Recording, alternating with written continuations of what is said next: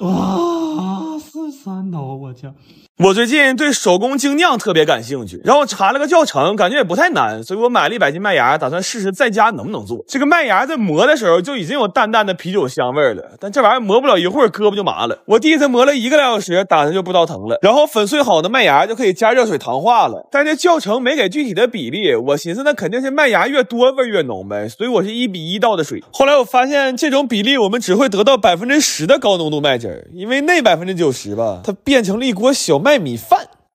後來我到底還是托人買了個商用版配方，但是這配方只能提供一些準確的數值，等具體實操階段我們還是遭受了很多意外。第一天糖化的時候上来先給鍋燒糊了，第二天開始嘗試發酵了，又把天花板崩花了。我們那幾天過得跟重播似的，每天睜眼睛就開始重新磨麥了。後來直到第4天晚上才把所有的麥芽都變成可以發酵的小麥果汁。正常來說100斤的麥芽可以釀出200升的啤酒，但我們这麼折騰完之後就剩下80升麥汁了。它到底会不会很好喝現在還不知道呢，但可以肯定的是，我這回又干賠了。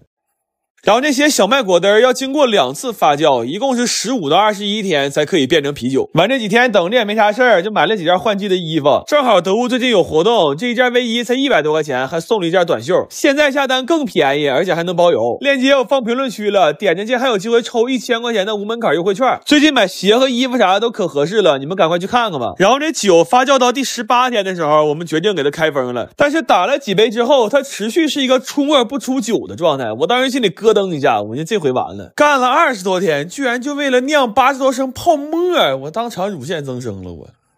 後來我查了一下，精釀得冷藏才能打出來，但是冰箱裡放不下這麼多滴，所以我們就抱着這些酒出去找了個修配廠，狂打氟利昂暴力降溫。這酒在涼下來之後打出來的狀態就很正常了，並且口味得到了全場的一致好評。然後等他們都冷卻到3、4度的時候，這個酒再打出來就非常漂亮了。我不敢說它現在能不能稱得上是一杯非常好的浑浊 IPA， 但以我這麼多年吐床頭櫃裡的經驗來看，這個酒從外觀、口感、氣泡、香味來說，都可以算上是一份80分以上的精釀。就直到這會兒我才敢把我印的貼紙拿出來，剛才出泡沫的時候我都差點給它燒了。但是我們不會算酒精度，所以用人體測量的方式開懷暢飲了一下。我估計這個酒的酒精度應該在5度左右，甚至還會更多。因為第2天我們把所有人的記憶都總結了一遍，發現並不能拼成一個完整的昨天。朋友們，之前灌的100斤干腸晾好了，今天到了收成的日子了。之前咱不量過嗎？肉和料一共是120斤，晾了10来天，要再風乾就能變成摩拉棒了。現在呢，120斤縮成了55斤，這1斤的成本大概是30塊錢。反正我家人多，這些就夠吃2月的。但要是一家3口的話呀，就是只要儲存得當，我基本敢說下一屆冬奧會你仨在家啃的還是這筆腸。